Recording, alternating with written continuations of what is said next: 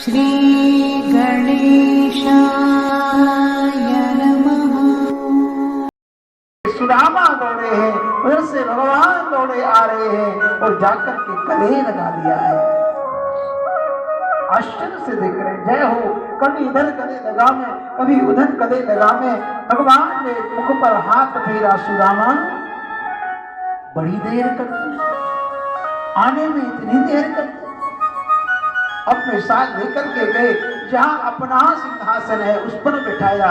सुदामा डर रहे, अरे लाला, अरे कन्हैया, कोई नहीं, यही ठीक है। नहीं नहीं नहीं नहीं, आज यही बैठना पड़ेगा। हाथ घुमाते पैरों पर हाथ गया, नीचे हाथ लगाया तो देखा कंकड़ लगे हुए हैं, कांटे लगे हुए हैं। एक एक करके कांटा निकालना चाह रहे तो बड़ा दर्द होता है। सुदामा कहते हैं, कन्हैया ये रहने दे भैया, मुझे तो आदत हो गई है। कृष्ण कहते नहीं नहीं, आए तो कंटक लगे, अब नहीं रह सकते। एक एक करके कांटा निकाल रहे हैं। एक कांटा बड़ा अंदर तक चुभ रहा था, हाथ से खींचते नहीं बन रहा था। तो भगवान ने रुक्मिणी आदि रानियां खड़ी थी, उनसे कहा, अरे रानियों, जाओ जाओ, ये कंटक निकालने के लिए कुछ व्यवस्था तो लेकर के आओ। रानियां उसको लेने के लिए गई हैं। भगवान ने सोचा बहुत देर हो जाएगी, पैर को उठाया है और उठा करके दांत से उस कंटक को पकड़ा, मुंह लगा दिया और कंटक को खींच दिया है। सुदामा जी कहे, लाला ये क्या कर रहा है? नहीं नहीं नहीं नहीं, मेरे पास आ गई ना सुदामा, अब एक कंटक नहीं रहेगा। लाओ लाओ, चरण प्रक्षालन कर दूं, चरण तो धो दूं, जल दे करके आओ। रानियां जल देने के लिए गई। भगवान ने देखा कि देर हो गई, हाथ में फटी हुई विवाहियां देखी, कंटक लगे हुए, इतना हृदय द्रवित हुआ है, आंखों से अश्रुपात होने लगा। इतना अश्रुपात हुआ मानो भगवान ने उनके चरण धो दिए। पानी परात सोहात छुओ नहीं, नैनन के जल सो भगत हुए।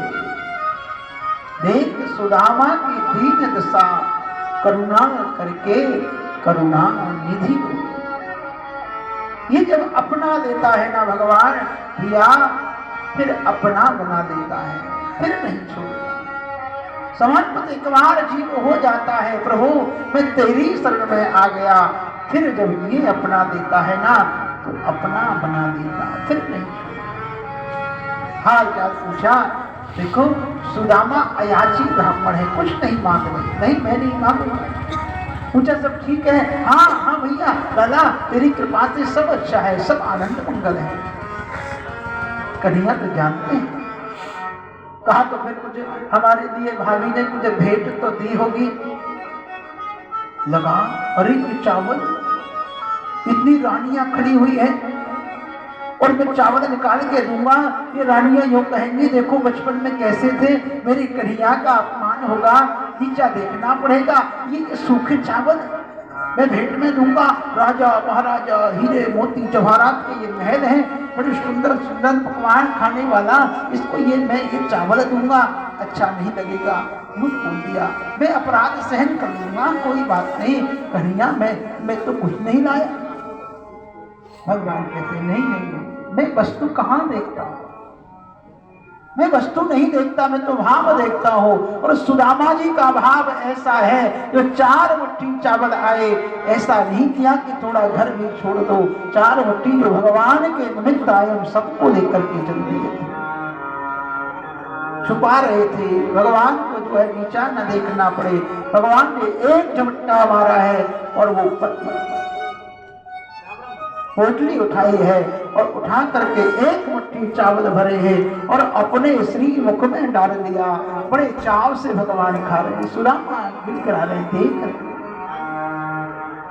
दूसरी मुट्ठी उठाई है और जो ही मुंह में डाला, रुक्मिणी जी आई, हाथ पकड़ लिया, प्रभु क्या कर रहे हो?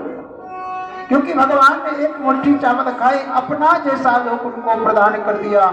अब रुक्मिणी जी कहती हैं, दूसरी मुट्ठी खाई तो प्रभु हमको कहाँ रखोगे? भगवान ने कहा रुक्मिणी ये तुमने अच्छा नहीं किया। बड़ा आनंद आ रहा था, ये रूखे चावल खाने में मुझे बड़ा आनंद आ रहा था, सबरी के बेर खाने में भी बड़ा आनंद आया, और वो विद्वानी जो केले के छिलके खिला रही थी बड़ा मुझे आनंद आ रहा था, वही आनंद सुदामा के तंदूर चावल में आ रहा है। रुक्मिणी जी ने कहा महाराज हम भी तो बांटना है, लेकर के चली गई। बार बार पूछते हैं भगवान सुदामा सब ठीक तो है? हाँ सब बढ़िया है।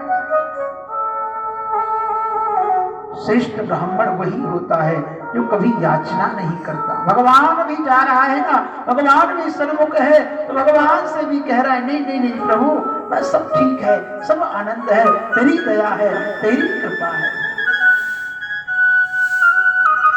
धीरे धीरे कई दिन व्यतीत हुए, भगवान सोच रहे हैं कुछ मांग ले तो मैं दे दूं। सुदामा करे मांगूंगा नहीं, बिना मांगे जो मिल जाए वो ठीक, लेकिन मैं कभी मांगने वाला नहीं। भगवान के न मांगे तो न दूं। भक्त भगवान दोनों मित्रों में परस्पर प्रतिद्वंद्विता हो रही है। भगवान चाहते हैं कि मांग ले, सुदामा कहते हैं मांगूंगा नहीं। कई दिन निकल गए, एक दिन सुदामा बोले भैया अब चले, मुलाकात हो गई, बड़ा अच्छा लगा। भगवान ने अंतिम परीक्षा दी, ठीक है जाना है ना, ठीक है मारा। सुदामा जी धीरे धीरे धीरे धीरे विदाई दी, साथ में लेकर के जाने लगे। भगवान सोच रहे जाते जाते कुछ मांग लेगा, सुदामा कहीं मांगूंगा नहीं। एक दरवाजा पार किया, दूसरा दरवाजा पार किया, अंतिम दरवाजे पर पहुंचे। भगवान ने सोचा ऐसे नहीं कहेगा, ऐसे नहीं कहेगा। भगवान कहते हैं सुदामा एक काम करो, ये जो वस्त्र है ना इनको उतार दो। सुदामा ने कहा ये भी बड़ा अच्छा किया, ये वस्त्र इतने अच्छे पहनाए, कहीं पहन करके मन में यूं आ जाता कि इनको यहाँ दे दो वहां दे दो, ये ले आओ वो ले आओ, तूने अच्छा करा भैया ये ले ले। रुक्मिणी जी कहती प्रभु क्या कर रहे हो? नहीं नहीं। फिर थोड़ा आगे बढ़े, आगे जाकर के कहते हैं अरे सुदामा एक काम करो, ये जो पैरों में पादुकाएं पहन रखी है ना ये भी उतार दो। रुक्मिणी ने कहा प्रभु क्या कर रहे हो? आया था तो नंगे पैर कांटे लगे थे और अब जाएगा फिर भी कांटे लगे, तो कैसा भक्त भगवान होगा। भगवान के नेत्र सजल हो गए। कहा रुक्मिणी ये पादुकाएं मैं इसलिए नहीं दे रहा कि मुझे चाहिए, ये पादुकाएं मैं इसलिए दे रहा हूँ कि आज ये सुदामा ने पादुकाएं उतारी तो इनके चरणों की रज मेरे महल में लग जाएगी, और मेरे महल में लग जाएगी तो हम कृतार्थ हो जाएंगे। ऐसा ब्राह्मण मेरे यहाँ आया है, चरण रज मेरे महल में लग जाए तो मेरे पूरा समूचा खुद कृतार्थ हो जाएगा। आगे बढ़े, भगवान देखिए मुझे ही हारना पड़ेगा। हाथ जोड़ के बोले सुदामा बड़ी भूल हो गई मुझसे भैया, मैं चाहता हूँ कुछ मांग ले। सुदामा नहीं कुछ नहीं चाहिए, नहीं नहीं नहीं मैं चाहता हूँ तुम कुछ मांग लो। जो भगवान ने कहा तो सुदामा ने हाथ पकड़ा और हाथ पकड़ करके कहते कृष्ण अगर मुझे कुछ देना है ना तो ये दे दो कि अब जो है यशोदा मैया नंद बाबा ने बड़े लाड़ दुलार से तुझे पाला है, बड़े कष्ट तूने सहे हैं, अब ऐसा करना तुझे कोई कष्ट ना सहना पड़े। अगर तुझे कष्ट हुआ ना तो मुझे कष्ट होगा, यही वरदान में मुझे दे दे। कन्हैया स्तब्ध रह गए। मांगने के लिए कहा था मैंने, तो ये तो मांगने में ही दे करके जा रहा है। धन्य है प्रभु, आज याद आ गई, ये कोई सुदामा सामान्य नहीं है, ये तो मेरा बाबा नंद है। जैसे नंद ने कहा था तू प्रसन्न रहना हम तो सह देंगे, वैसे ही सुदामा कह रहा है तू प्रसन्न रहना हम तो सह देंगे। लाओ लाओ ब्राह्मण का तिलक तो कर दो। हाथ से तिलक करने के लिए माथे पर क्षय की जो रेखा थी उसको अक्षय में बदल दिया, अक्षय धन प्रदान किया भगवान। एक तो वो मेघ है जब बरसता है ना तो गड़ गड़ गड़ गड़ बड़ी आवाज करता है। एक मेघ मेरा घनश्याम है, मेरा कन्हैया है, मेरा द्वारिकाधीश है, देता है ना तो पड़ोसी को भी नहीं पता चलता। कोई गड़गड़ाहट नहीं। संसार ही देगा तो बड़ी गड़गड़ाहट होगी, और परमात्मा देता है, परमेश्वर देता है तो पता ही नहीं चलता। हरि गुण गाते हुए सुदामा जी आए, अपनी कुटिया नहीं दिख रही, भैया ये कुटिया हमारी यहाँ पर की कहाँ गई? सुशीला जी देखी है, देखो भवन बन गया ना भगवान के द्वारा, विश्वकर्मा जी के द्वारा, लेकिन सुशीला ने प्रवेश नहीं किया। जीवन संग्रही है, पति के साथ ही प्रवेश करना है। हर क्षण हर पल पति का जो साथ दे, कदम से कदम मिला करके चले, वही तो जीवन संग्रही है। पति पत्नी से कदम मिला करके चले, वही तो जीवन साथी है। दोनों के रास्ते अलग अलग हों, दोनों के रास्ते अलग अलग हों, भैया वो संबंध नहीं है, तो मात्र एक व्यापार सौदा मात्र है, और ये सौदा भगवत भक्ति में बाधक होता है। भगवान प्रवेश किया है, भगवत विग्रह के सामने जाकर के रोने लगे, हे कृष्ण पढ़ा गया। भगवान प्रकट हुए, कहते हैं, सुदामा जी कहते हैं, प्रभु कृपा करना इसमें कि कभी ये संसार में मन मेरा न रम जाए, आपके चरणों में ही लगा रहे। साधनों का उपभोग करते करते मन प्रभु में लगा रहे, वही सच्ची भक्ति है। साधनों में लग गया तो भक्ति भी टूटेगी और भगवत मिलन भी नहीं होगा, और साधन आगे जन्म को भी बढ़ाएगा। सब त्याग दें, इसका तो ये मतलब नहीं सब छोड़ करके कहीं और चले जाओ, नहीं भैया, रहो यहीं पर, लेकिन मन से निकाल दो। नहीं ना अभाव, नहीं साधन हुआ उपलब्ध तो उसका दुख ना हो, वो मन से निकालना है। कई बार कहते हैं कि बहू आएगी, प्रणाम करेगी, आज वो सम्मान करेगी, ये लाएगी, वो लाएगी। आज परिवारों में देखने को मिलता है, हो सकता है किसी कारणवश, किसी परिस्थितिवश ऐसा ना हो पाया हो, और आप जो है ग्रंथि बांध करके बैठ जाएं, वो भी भक्ति में बांधे। आया, स्वीकार किया, नहीं आया, प्रभु इच्छा। अब ग्रंथि बांध करके बैठ गए, चाहे संबंधी को लेकर के, चाहे परिवारी जन को लेकर के, बेटे को लेकर के, बेटी को लेकर के, बहू को लेकर के, सास को लेकर के, किसी संबंधी को लेकर के ग्रंथि बांध करके बैठ गए, और फिर आप सोचे कि हम भगवत कथा सुन लें, हम भगवान की भक्ति कर लें, तो वो बाधक हो जाता है। सब में रहते रहते, संबंधों को निभाते निभाते, संबंध उनका जो भाव है वो अंदर से निकल जाए, वही पूर्ण त्याग है। कहीं अन्य जगह चले जाएंगे तो वहां भी संबंध ऐसे हो जाए तो कोई तात्पर्य उसका नहीं होता। सुदामा जी अनेक अनेक साधन उनके पास हैं, लेकिन भगवान को याद करते हैं। बड़ा करुणा वाला है भगवान, ऐसी करुणा करी भगवान ने कि सुदामा जो दीन है, भगवान ने अपना जैसा बना दिया, जैसा स्वयं है ऐसा बना लिया। सूर्य ग्रहण आया, सभी लोग सीमंत पंचक तीर्थ में गए स्नान आदि करने के लिए। राधा रानी गई, यशोदा गई, सुनाई पड़ा यशोदा को कृष्ण भी आए हैं, दौड़ पड़े हैं। पहले कौन स्नान करे? तो लोगों ने कहा राधा रानी बड़ी है, वही स्नान करेंगे। लोगों ने कहा नहीं नहीं, कृष्ण बड़े हैं, वही वो स्नान करेंगे। दोनों में विवाद हो गया। भगवान के पास पहुंचा, भैया मैं तो सामान्य हूँ। जो एक एक क्षण जिसने अपनी निद्रा का त्याग किया, भगवान जब गए थे तो कह करके गए थे, राधिका नेत्र सजद न हो जाए, एक आंसू न गिर जाए, इतना त्याग किया, वही श्रेष्ठ है।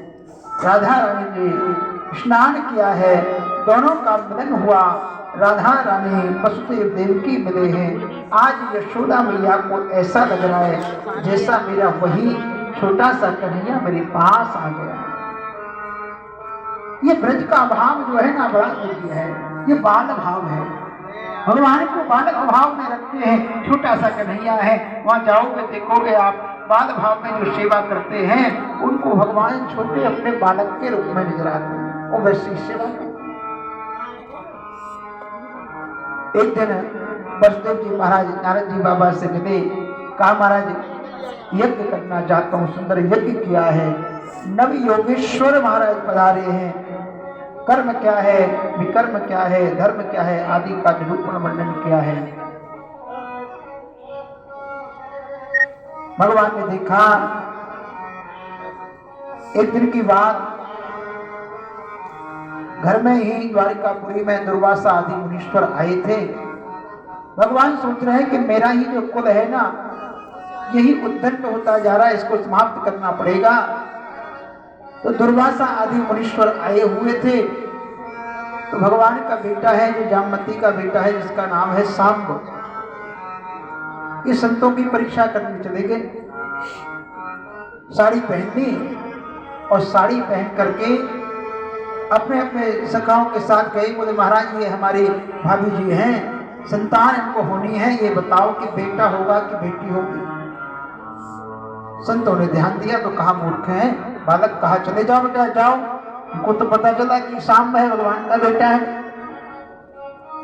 नहीं महाराज आप तो बताओ कि इनके बेटा होगा कि बेटी। दुर्वासा जी को क्रोध आ गया, मूर्खो परीक्षा लेना चाहते हो, जाओ सांप लेते हैं। ना बेटा होगा न बेटी होगी, इनके मूसल होगा जो पूरा यदुवंश को समाप्त कर देगा। और महाराज वस्त्र आदियों को जब उतारा तो देखा एक मूसल। उग्रसेन आदि को बताया, भगवान को नहीं बताया। उसको रितवाया गया और रितवा करके समुद्र में फेंक दिया। छोटा सा एक टुकड़ा था, उसको गिरा दिया, एक मछली निगल गई। भगवान तो सब जानते हैं। एक दिन सबको लेकर के प्रवास क्षेत्र में गए और प्रवास क्षेत्र में जाकर के भगवान धराधाम को छोड़ना चाहते हैं। उद्धव जी आदि आए हैं, हाथ जोड़ के प्रार्थना करते हैं, प्रभु आप चले जाओगे तो हम सब आपके अवलंबियों का क्या होगा। भगवान ने अपना तेज दिया है और भागवत में समाहित कर दिया। कहा अब आश्चर्य श्रीमद् भागवत होगा। बोले भागवत भगवान की। बजरा आदि का पान करने लगे भगवान के पुत्र, समझाया है नहीं माने। बजरा का पान किया और आपस में ही लड़ने लगे। अस्त्र शस्त्र समाप्त हो गए तो जो मूसल से रेता गया था उस पर एक घास निकल गई, उसको उखाड़े और एक दूसरे पर मारे। आपस में लड़ करके मर गए और घास से मर गए। देखो जिस यदुवंशियों को कोई परास्त नहीं कर सकता था, भगवान की सेना को, उनके वंश को कोई समाप्त नहीं कर सकता था, वो आपस में लड़ करके मर गए। इसलिए कभी आपसी विवाद को वार्तालाप से मिटाएं, विवाद को आगे ना बढ़ाएं। एक दूसरे पर घास का प्रहार किया है और कट कट करके मर गए। भगवान जाने लगे। भगवान ने कहा वो अंतिम समय है। एक वृक्ष के नीचे बैठे हैं। व्याध ने जो टुकड़ा था ना वो अपने तीर पर रख रखा है, दूर से देख रहा है। भगवान का नख चमक रहा है, लगा ये मृग है। वहीं से संधान किया, चरणों में आकर के लगा। पास आया तो देखा भगवान है, तो रोने लगा, क्षमता क्षमा। बार बार भगवान से क्षमा याचना करता है। भगवान ने कहा कोई नहीं भैया, तू आया है, तूने मुझे बाण मारा है, ये तो बदला है। मैंने छुप करके बाण मारा था जब तू बाली बना था, आज तूने बाण मारा है। मेरा तेरा बदला पूरा हुआ। तूने मुझे बाण मारा है, मैं तुझे अपना धाम दे देता हूँ, निर्वाण दे देता हूँ। आए तो करुणा पूजना को दिखाई, मारने वाले को मां की गति दी, गए तो मारने वाले को भी भगवान ने अपना धाम दिया है। ऐसा करुणा वर्णालय। देखते देखते भगवान श्री भागवत में समाहित हो गए। सौनकादि ऋषि, सूत जी आदि सब जो है अनेक अनेक प्रश्न करते हैं। राजा परीक्षित को आज सप्तम दिवस है। सुखदेव स्वामी को नमन बंदन करता है, प्रणाम करते हुए कहता है गुरुजी धन्योसी अनुग्रहीतोस्मि। प्रभु मैं धन्य हो गया, आपके अनुग्रह को पा करके आपकी कृपा को पा करके, आपके इस अमृत का वर्षण सुन करके मैं तो धन्य हो गया। अब मुझे कब सर्प काट ले इसका भय नहीं है मुझे, अभी काट ले कभी ना काटे, मैं जान गया मैं अलग हूँ और जिसे सर्प काटेगा वो अलग है। सुखदेव स्वामी का प्रणाम किया है, गुरु जी क्या प्रदान कर सकता हूँ। तो अश्रुबोध निवेदन करके जैसे भगवान श्री सुखदेव जी आए थे वैसे ही वहां से अंतर्धान हो गए। बोले श्री सुखदेव जी महाराज की। फूल में एक छोटा कीड़ा बन करके आया है सर्प और आकर के डस लिया, उससे पूर्व ही मुक्त हो गए थे परीक्षित जी महाराज। तो पुत्र ने जो है जन्मी ने यज्ञ कराया, अनेक अनेक सर्पों की आहुति देने लगा। ब्राह्मणों ने समझाया ये ठीक नहीं है, कर्म वश प्राप्त हुआ है। बड़ा सुंदर राज्य हुआ। शौनकादि ऋषियों ने प्रलय आदि के बारे में पूछा है, भगवान कब किस प्रकार प्रलय करते हैं, बड़ा सुंदर निरूपण किया। संतक दिवस कह करके पूर्ण करके श्री सूत जी महाराज ने अपनी वाणी को विराम दिया है। शौनकादि ऋषि सुन करके धन्य हुए हैं। उन सबके कृपा प्रसाद से हम भी यहाँ 7 दिन से भगवान की कथा सुन रहे थे। यहाँ मैं बैठ करके सुन रहा था, वहाँ आप बैठ करके सुन रहे थे। यहाँ मैं सुना रहा हूँ, कोई श्रेष्ठ है, कोई बड़ा है, कोई महंत है, ऐसा नहीं है भैया। सबके स्वामी, सबके ईश्वर तो ये भगवान है। ये व्यवस्था मात्र है। जैसे एक साउंड माइक है वो हमारा माध्यम है, वैसे ही भगवान की बड़ी कृपा हुई जो हमको माध्यम बनाया और भगवान की कथा हम 7 दिन तक सुन सके। बड़े भाव से आप लोग भी सुन रहे थे, बड़ा प्रेम आनंद आप सबके मध्य रह करके प्राप्त किया। यथाधीतम यथापति, संतों का यथा आशीर्वाद हमें प्राप्त हुआ।